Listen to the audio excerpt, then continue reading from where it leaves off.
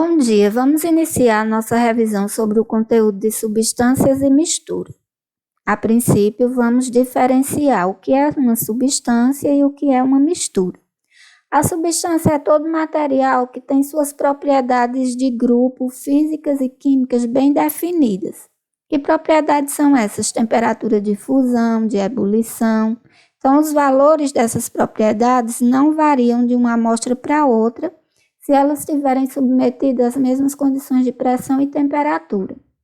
A mistura é todo material cujas propriedades físicas, químicas e de grupo variam significativamente de uma amostra para outra, mesmo quando medido nas mesmas condições de temperatura e pressão. Por que isso acontece? Porque a substância é formada de um único tipo de material, por isso ela vai possuir um ponto de fusão e um ponto de ebulição bem definido.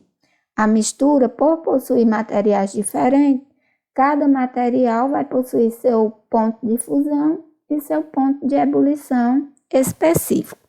Vamos analisar a diferença de substâncias e misturas em um gráfico.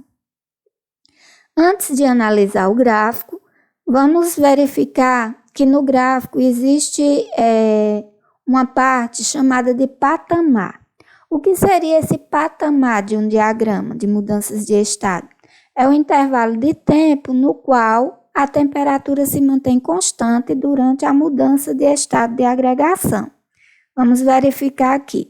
Aqui eu tenho um gráfico que mostra o aquecimento da água. Se você verificar aqui, a temperatura está aumentando.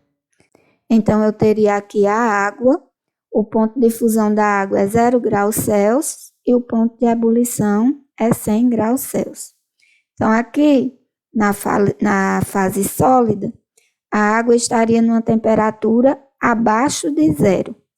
Se ela for aquecida, essa temperatura vai aumentando até atingir o seu ponto de fusão. Então, iniciando aqui a fusão, a água vai permanecer aqui em 0 graus, que é o que mostra o primeiro patamar do gráfico, até que a transformação ocorra totalmente. Então, nesse momento aqui, eu tenho a água no estado sólido e líquido. Quando o gelo derreter totalmente, aí ela vai sair de 0 graus e a temperatura vai continuar aumentando até atingir os 100 graus, que é a temperatura de ebulição. Então, aqui vai iniciar a transformação e ela vai permanecer constante em 100 graus até que a transformação ocorra totalmente. Então, no gráfico de uma substância, eu vou ter 2 patamares. Por quê? Porque a substância ela possui ponto de fusão e ebulição bem definidas, pelo fato de ser formada de um único tipo de material. Então, não esquece, a passagem do sólido para o líquido é chamada de fusão, e para que ocorra essa transformação, a água passa sempre pelo seu ponto de fusão. Do líquido para o vapor é chamado de vaporização, e aí ela vai passar pela essa temperatura de fusão também. Terminou aqui a fusão. E para passar do líquido para o vapor, ela vai passar pela temperatura de ebulição. Lembrando que sempre que se trata de uma substância, o gráfico vai ter 2 patamares. Por quê? Porque como a substância tem pontos de fusão e ebulição bem definidos, esses pontos de fusão e ebulição permanecem constantes até que a transformação ocorra totalmente. Aqui eu também tenho o gráfico de uma substância, só que note que agora está havendo o resfriamento, da água, a temperatura está caindo. E por se tratar de uma substância, o gráfico também tem 2 patamares, um referente ao ponto de ebulição e o outro referente ao ponto de fusão. Então, uma das características das substâncias, quando você observa num gráfico, é ela possuir o gráfico com 2 patamares, um referente ao ponto de fusão e o outro referente ao ponto de ebulição. É importante você sempre lembrar que se a temperatura está caindo, ela está sofrendo um resfriamento. Se a temperatura está subindo, ela está sofrendo um aquecimento. Aqui nós temos o diagrama de aquecimento de uma mistura comum. Note que a temperatura está subindo, ó. Mas se você observar o gráfico, ele não possui nenhum patamar. Por quê? Porque como a mistura é formada de materiais diferentes, esses materiais vão possuir pontos de fusão e de ebulição, um diferente do outro. Por isso que o gráfico não vai possuir o patamar. No caso da mistura, mesmo ela sendo aquecida, vai haver a transformação, mas não existe aquele momento em que a temperatura permanece constante. Estou tendo aqui ó, o aquecimento, ela sofre a transformação, mas a temperatura continua subindo no momento da transformação. Aqui o gráfico do resfriamento de uma mistura, observe também que não tem nenhum patamar, porque trata-se de uma mistura. Como ela não tem, como os componentes não têm pontos de ebulição e fusão iguais, então elas vão passar de um estado para o outro em tempos diferentes. É por isso que o gráfico que representa a mistura não possui patamar. Misturas homogêneas eutéticas. São misturas com composição definida que possuem temperatura de fusão constante, mas a temperatura de ebulição é variável. É por isso que o gráfico dessa mistura possui apenas um patamar. Como a fusão é constante, então o patamar vai aparecer aqui na temperatura de fusão. Como a temperatura de ebulição não é constante, então não tem como ela ficar fixa durante um tempo. Misturas homogêneas azeotrópicas são misturas com composição definida que possui temperatura de ebulição constante, mas a de fusão não. Então percebam que no caso aqui, ó, o patamar constante é o da ebulição. Os outros estão sempre subindo. Por quê? Porque como esse ponto de fusão não é bem definido, porque é uma mistura, são substâncias diferentes, com pontos de fusão diferentes, ele não tem aquele estado que vai ficar com a temperatura constante até que a transformação aconteça. Então, os gráficos tanto da mistura eutética quanto da mistura azeotrópica são caracterizados por possuir apenas um patamar. Lembrando que as eutéticas é só o patamar da fusão e as azeotrópicas é só o patamar da ebulição. Mistura homogênea e heterogênea. O que é que caracteriza uma mistura homogênea e uma mistura heterogênea?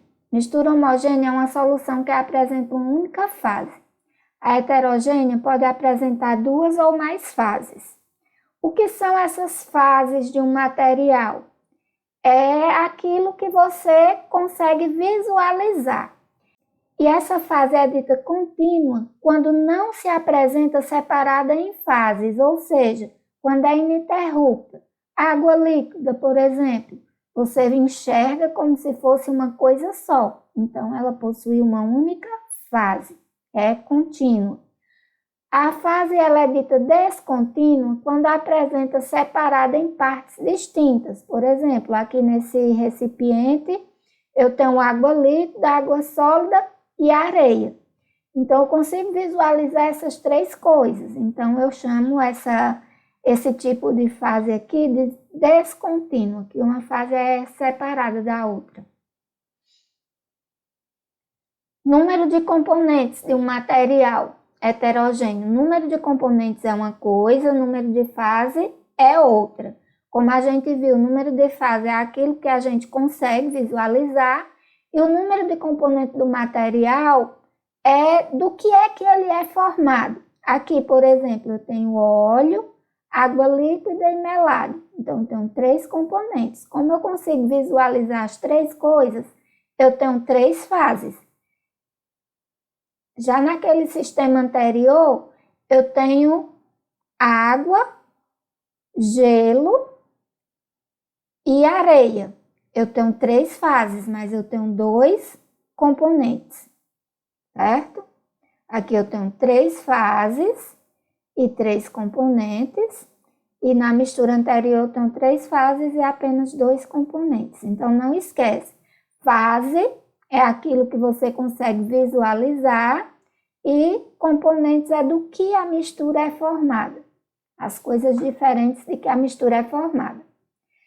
Agora vamos falar um pouquinho dos processos de separação de misturas.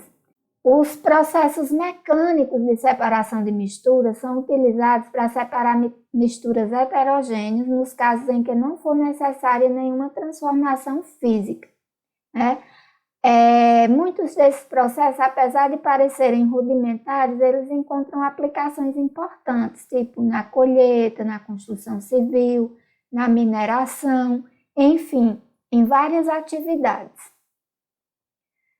Vamos falar aqui um pouquinho do processo de levigação. O processo de levigação, ele separa misturas do tipo sólido-sólido quando um dos componentes, que é em forma de pó, é facilmente arrastado por um líquido, enquanto o outro componente é mais denso e não é. Então, é um processo de separação de mistura baseado na densidade. Emprega-se uma corrente de água, para essa corrente de água carregar o material menos denso e deixar o mais denso no lugar. Esse processo é muito utilizado pelos garimpeiros na separação do ouro. Flotação também é um processo de mistura sólido-sólido, que separa mistura sólido-sólido, geralmente de minérios pulverizados, né, com certas impurezas. Como é que acontece esse processo? Adiciona-se óleo à mistura, o óleo adere à superfície das partículas de minério e torna esse minério impermeável à água. Em seguida, a mistura é lançada na água e submetida a uma forte corrente de ar. O ar provoca a formação de espuma. Essa espuma vai reunir as partículas de minério, que assim se separa das impurezas. Dissolução fracionada. Também separa sólido-sólido, só que aí ele vai ser um processo baseado na diferença de solubilidade de um dos sólidos.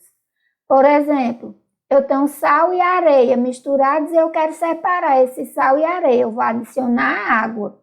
Como o sal dissolve na água, eu dissolvo o sal na água, despejo a água num outro recipiente, fico só com a areia no fundo do recipiente. Então, quando eu quero separar 2 sólidos, que um é solúvel em líquido e o outro não, eu acrescento líquido a esse. Esse processo é chamado de dissolução fracionada. Sedimentação fracionada. Sedimentação fracionada é um processo também para separar misturas do tipo sólido-sólido, cujos componentes apresentam acentuada diferença de densidade. A gente já viu em aulas anteriores que quando 2 materiais têm densidades diferentes e nele é colocado um líquido de densidade intermediária, o que é que vai acontecer? O mais denso desce, o menos denso sobe. E dessa maneira eu consigo separar 2 componentes com acentuada densidade, acentuada diferença de densidade. No caso aqui foi utilizada areia e serragem. Como a areia é mais densa, se depositou no fundo do recipiente, enquanto que a serragem flutuou. Destilação no laboratório de química. Há 2 tipos de destilação, a destilação simples e a destilação fracionada. A destilação simples, ela é utilizada para separar misturas homogêneas do tipo sólido-líquido. eu tenho um sólido que é solúvel em água, e aí eu joguei esse sólido na água, ele se dissolveu. E agora, como fazer para separar? Eu vou aquecer a substância, certo? Como o líquido ele vai possuir ponto de ebulição, como o líquido ele vai possuir ponto de ebulição maior do que o do sólido, então ele vai vaporizar, tá? E ele vai passar por esse tubo e cair na forma líquida aqui nesse outro recipiente.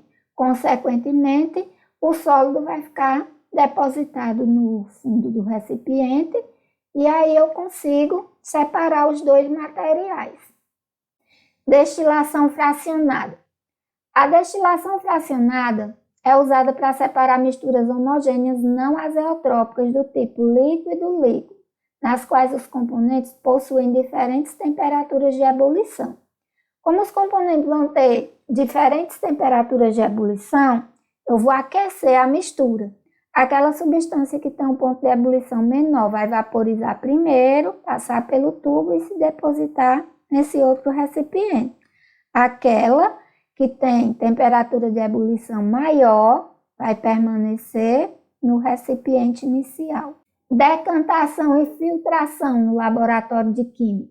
Para separar os componentes de dispersões grosseiras do tipo líquido-líquido, como água e óleo, por exemplo, a gente pode utilizar esse aparelho aqui, que é conhecido como funil de Bromo ou funil de decantação, no qual espontaneamente os líquidos se separam, de tal forma que o mais denso se acomoda por baixo e o menos denso por cima. Então, é um processo baseado também na diferença de densidade. Eu coloco a mistura no funil, espero um pouco para que ela decante, o mais denso vai descer, o menos denso vai subir. Abro a torneira do funil, o mais denso, consequentemente, vai descer primeiro, e quando ele descer totalmente, é só eu fechar a torneira do funil. Filtro comum é semelhante à que utilizamos em casa para fazer café. Separa mistura líquido de um sólido não dissolvido, né? Então, consiste basicamente em passar a mistura por um filtro, onde a parte líquida atravessa o filtro e a parte sólida fica retida nesse filtro. A filtração a vácuo é utilizada para separar misturas de um líquido com um sólido não dissolvido, quando o tamanho das partículas do sólido não é muito grande, aí elas formam tipo uma pasta e acabam por entupir os poros do papel filtro, certo? Na filtração comum. Então, nesse caso, eu vou utilizar a filtração a vácuo. Eu vou pegar uma trompa de vácuo, vou ligar através de uma mangueira, né, ao meu recipiente, no caso aqui eu estou utilizando um quitaçado, e vou fazer com que uma corrente de ar puxe o líquido. Retomando aqui as fases do material, cada fase do material ela é identificada pela aparência uniforme e pelas propriedades constantes em toda a sua extensão, né? No caso aqui, o sangue, o leite, o suco de laranja, nessas substâncias eu consigo visualizar apenas uma fase. Processos mecânicos de separação de mistura utilizados na reciclagem do lixo. Peneiração ou tamização é um processo pelo qual se separa a mistura de sólidos granulados com partículas de tamanhos diferentes, utilizando uma peneira. Esse processo de separação ele é baseado na espessura dos materiais. Aqueles materiais que têm menor espessura que os buracos da peneira vão passar e os que têm maior espessura vão ficar retidos. Catação é um método de separação de misturas heterogêneas sólidas. Esse processo separa substâncias sólidas de outras substâncias também sólidas e é feito de maneira manual. Por exemplo, acho que vocês veem muito a mãe de vocês separar o feijão bom do feijão estragado, usando a mão para catar literalmente o feijão estragado de dentro do feijão bom. E imantação é a utilização de ímãs para separar materiais metálicos de outros materiais não metálicos. Então, essa foi a nossa revisão. Espero que vocês consolidem bem a aprendizagem do conteúdo e que possam fazer uma boa avaliação.